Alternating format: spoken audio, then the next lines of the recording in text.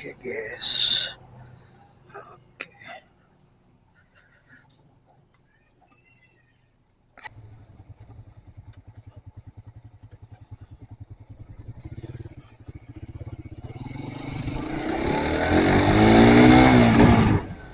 Kita lanjut lagi balik ke Bengkulu.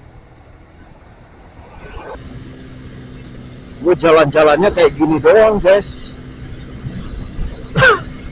Jalan-jalan gabut. Ya habis mau gimana lagi guys, ya kan? Jalan-jalan bikin konten. Syukur-syukur ada yang nonton seperti kalian gitu. Support gue ya kan, supaya channel gue berkembang. Kalau semakin berkembang nanti bisa gue ekspor mana-mana ya kan.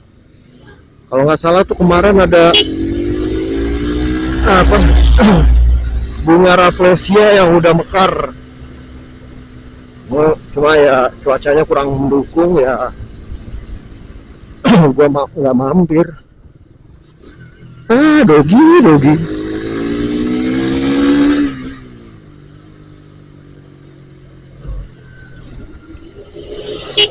Kalau anjing yang kayak gitu sih maklum ya kan. Tapi kalau orang yang kelakuannya kayak anjing, gimana menurut kalian?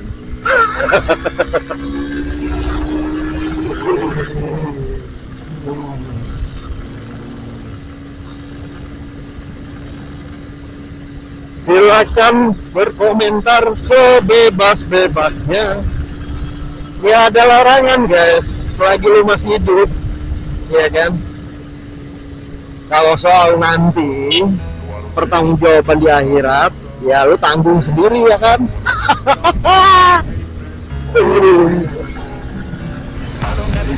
Karena kenapa? Sebenarnya kita dari waktu di hidup di dunia ini kan kita udah dikasih tahu ya. Dikasih tahunya itu bukan cuman dari ceramah gitu. Pengalaman hidup juga memberikan kita pelajaran guys ya kan. Maka dari itu jangan apa ya? Jangan buta. Buta dalam arti kata mata hatinya jangan buta. Kita kan punya hati nurani ya guys ya. Berasa loh. Kalau sebagai manusia normal itu ada rasanya guys. Ya, kecuali kalau nggak normal ya. Ya kayak yang gue bilang tadi tuh. Orang yang kelakuannya kayak anjing gitu. Kalau emang anjing beneran ya wajar, kan hewan. Ya kita manusia ya maklum-maklum aja.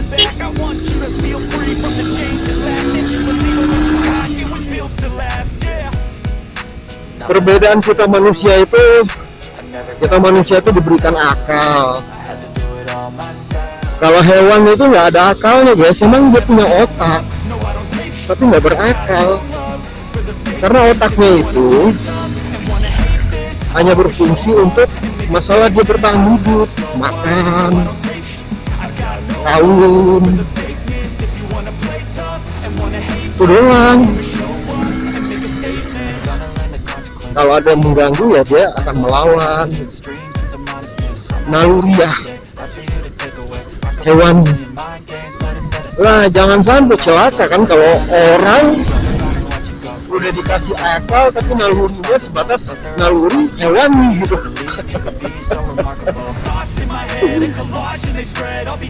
Itu tuh makhluk yang sempurna guys. Ya sorry nih, bukannya mau sosok ceramah, tapi kita sharing aja ya kan. Sharing, berbagi pengalaman dan berbagi unek-unek lah, dibilang pengetahuan nanti kesannya gimana gitu. Ya gue gini-gini aja guys, hidup gue enjoy gitu. Hidup itu nggak usah dibawa pusing guys. Karena kenapa? Kalau kalian bawa pusing, itu ujung-ujungnya ke penyakit. Sekarang gue tanya, kalau lu pusing, emang solusi untuk pusing lu itu apa? Paling banter kan tidur. Nah, celakanya udah pusing, tidurnya susah, makan nggak enak. Merugi sekali jadi manusia, guys. Aduh, mending minta surat pensiun aja deh, pensiun dari jadi manusia gitu.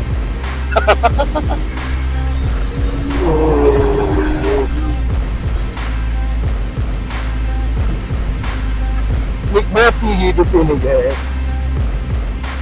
Cuman memang ada peringatan-peringatan, ada batasan-batasan, ada aturan-aturan.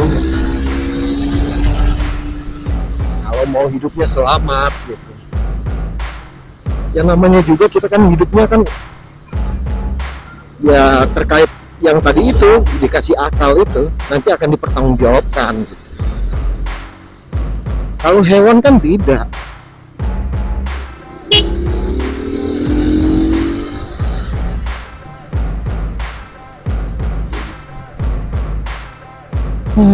Ini mana lagi heboh-hebohnya tahun-tahun menjelang pemilu ya, tahun-tahun politik katanya gitu. Perasaan nggak tahun ini doang politik mulu ya kan.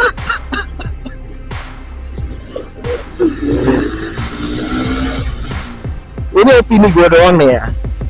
Kalau menurut gue, politik yang kita tahu itu kan kesannya lebih identik dengan hal yang negatif gitu.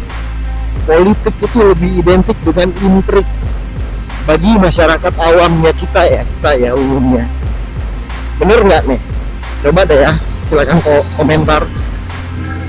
Padahal sejatinya sebenarnya politik itu kan kalau dalam bahasa Inggris kan bahasanya arti policy. Policy itu adalah kebijakan. Jadi politik itu sebenarnya dari pemimpin itu memberikan kebijakan-kebijakan buat rakyatnya, buat yang ada di rakyat yang dipimpin itu di sebuah negara itu. Jadi dia punya tujuan gitu, guys. Tapi yang terjadi nggak seperti itu. Yang terjadi itu adalah politik kekuasaan, bukan policy. But greedy, ya kan? Sorry nih ya, ngomong kita ngelantur. Habis mau ngomong apa lagi ya kan? Ini kan umum, pengetahuan umum. Kita kan sama-sama ngerasain. Jadi wajar lah ya kalau gua ngoceh gitu.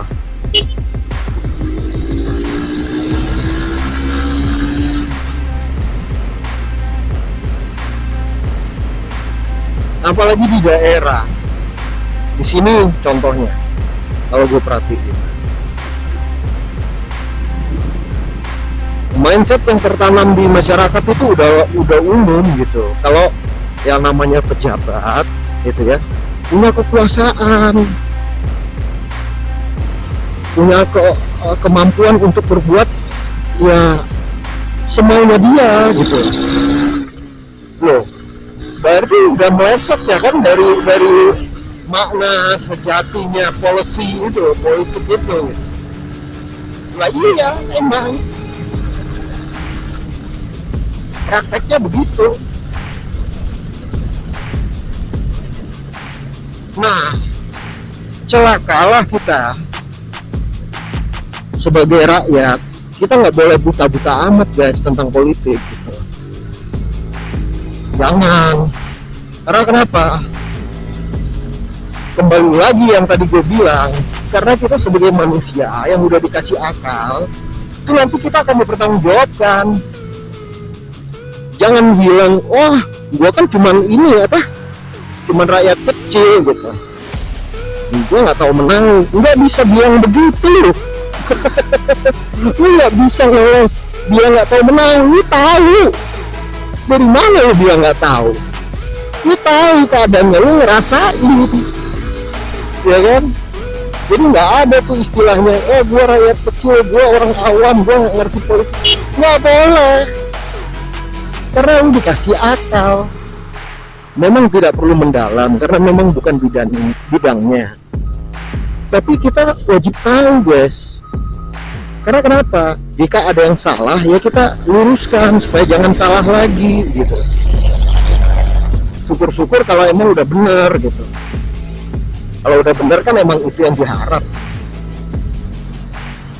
Gitu. Wah, masih jauh sih kayaknya. Ya tapi mudah-mudahan kita tetap harus optimis ya. Bisa kok kita dewasa. Bangsa kita itu harus dewasa dalam berpolitik gitu loh guys. Kita nggak usah lah ngambil contoh masalah Eropa segala macam tuh, nggak usah lah, terlalu muluk lah. Karena kenapa? Peradaban mereka itu sudah ratusan tahun lebih dulu memulainya gitu. Memang sih kalau sejarahnya kita pun sebenarnya nenek moyang kita pun ratusan tahun dulu udah punya peradaban gitu. Cuman sayangnya itu sudah sejarahnya sudah ya walau alam ya, kita nggak tahu kebenaran sejati sejarahnya seperti apa karena kita udah dijajah Belanda katanya 3,5 abad, belum Jepang. Nah belum lagi orang kita sendiri yang punya polisi yang tadi itu gitu, kembalinya kan ke situ merumutnya. Padahal ya guys ya, yang gue baca yang katanya, padahal bukan cuma katanya loh, gue dulu juga pernah kerja di perusahaan tambang kan, jadi pernah ketemu seorang geologis dari Prancis. Itu emang mereka mengakui kalau kita itu negara kaya gitu, negara yang kaya raya. Apa sih yang nggak ada di Indonesia gitu loh. Tapi kenyataannya kenapa rakyat kita sebagian besar itu hidupnya tidak sejahtera. Kalau memang kita negara kaya gitu loh, harusnya kita itu bisa menjadi sebuah negara yang madani, ya kan? Karena kenapa?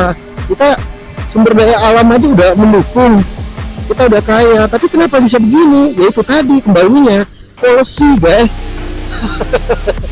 Politik.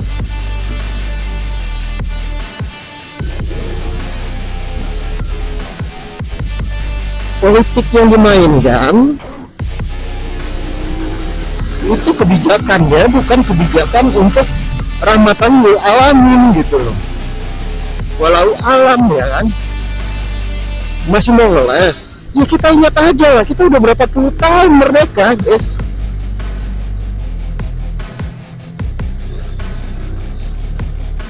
Jadi zaman Perang Dunia Kedua itu yang mengalami masa peperangan itu bukan cuma kita loh guys, negara-negara di dunia ini semua yang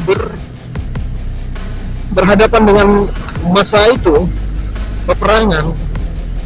Coba buka lagi ya, kecuali ya kayak Inggris gitu, negara-negara besar Eropa, mereka penjajahnya gitu loh, tapi mereka juga terlibat dalam perang itu sendiri.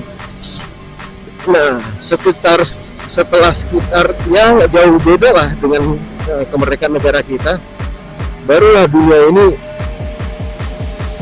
bangkit gitu setelah Perang Dunia Kedua. Tapi kenapa bisa ada istilah negara maju, negara berkembang? Ya karena itu guys, mau ngeles apa lagi? Sumber daya alam, contohnya ini batu bara nih guys.